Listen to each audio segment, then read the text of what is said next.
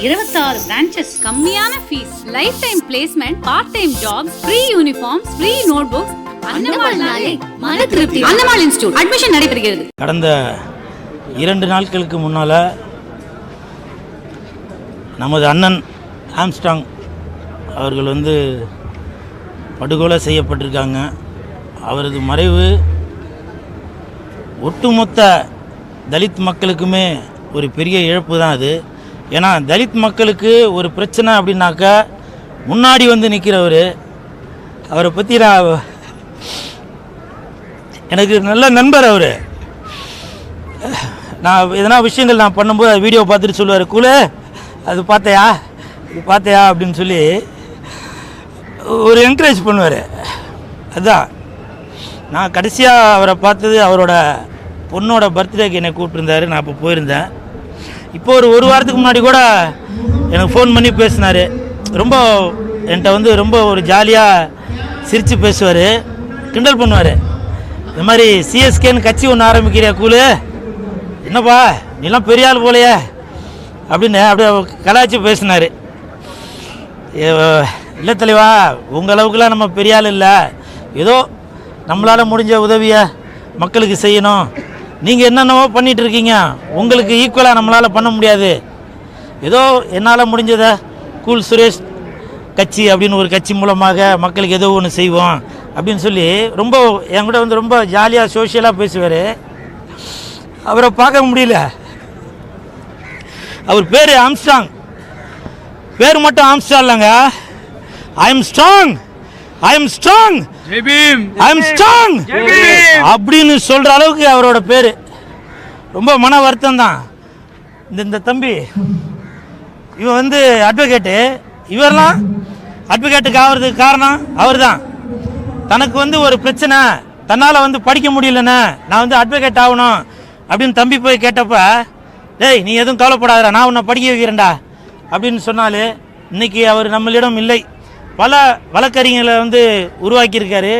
இதில் ஒரு வருத்தப்பட வேண்டிய விஷயம் என்னன்னாக்கா, ஒரு தேசிய கட்சியோட தலைவரை படுகொலை செய்யப்பட்டிருக்கிறது ரொம்ப வருந்தத்தக்கது, கண்டிக்கத்தக்கது. ஏன்னா இவ்வளோ பெரிய ஒரு மனுஷனுக்கு இந்த மாதிரி ஒரு நிலைமை அப்படின்னாக்கா, கூல் சுரேஷ் இன்னும் இவங்கெல்லாம் ரொம்ப சாதாரணமானவங்க. அவங்க நிலைமையெல்லாம் யோசிச்சு பாருங்க. இந்த நேரத்தில் காவல்துறை நண்பர்களுக்கு ஒரு வேண்டுகோள் ஒன்று வைக்கிறேன். தயவு செய்து காவல்துறை நண்பர்களே, உங்கள் காலை தொட்டு கேட்குறேன், ஸ்காட்லாந்து போலீஸுக்கு ஈக்குவலாக தமிழ்நாடு காவல்துறை இருக்குது அப்படின்னு சொல்கிறாங்க. அதை இன்னமும் நீங்கள் நிரூபிச்சுட்டே தான் வரணும். ஒவ்வொரு பட்டி தொட்டி சந்து பொந்து எல்லா இடத்துலையும் முடிஞ்ச அளவு சிசிடிவி கேமரா வைங்க. தயவு செஞ்சு சிசிடிவி கேமராவை புகுத்துங்க. அதே மாதிரி இது காவல்துறை மட்டும் இந்த செயல்பாடுகளை பண்ணால் மட்டும் பத்தாது, பொதுமக்களாகிய நம்மளும் இதுக்கு முழு ஒத்துழைப்பு கொடுக்கணும்.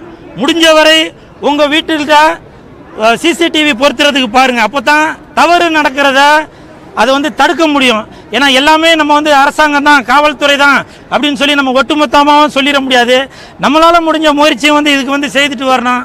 அதனால் இந்த நேரத்தில் வீர வணக்கம், வீர வணக்கம், வீர வணக்கம், வீர வணக்கம், வீர வணக்கம், வீர வணக்கம், வீர வணக்கம், வீர வணக்கம், அண்ணனுக்கு வீர வணக்கம், அண்ணனுக்கு வீர வணக்கம், வீர வணக்கம், வீர வணக்கம், வீர வணக்கம், வீர வணக்கம், அண்ணன் ஆம்ஸ்ட்ராங்குக்கு வீர வணக்கம், ஆம்ஸ்ட்ராங்குக்கு வீர வணக்கம், வீர வணக்கம், வீர வணக்கம், வீர வணக்கம், வீர வணக்கம், எங்கள் ரத்தத்துக்கு வீர வணக்கம், ரத்தத்துக்கு வீர வணக்கம், வீர வணக்கம், வீர வணக்கம், வீர வணக்கம், வீர வணக்கம், எங்கள் நரம்புகளுக்கு வீர வணக்கம், நரம்புகளுக்கு வீர வணக்கம், வீர வணக்கம், வீர வணக்கம், வீர வணக்கம், வீர வணக்கம், எங்கள் சமுதாயத்துக்கு வீர வணக்கம், சமுதாயத்துக்கு வீர வணக்கம், வீர வணக்கம், வீர வணக்கம், வீர வணக்கம், வீர வணக்கம், அண்ணன் ஆம்ஸ்ட்ராங்குக்கு வீர வணக்கம், அண்ணன் ஆம்ஸ்ட்ராங்குக்கு வீர வணக்கம்.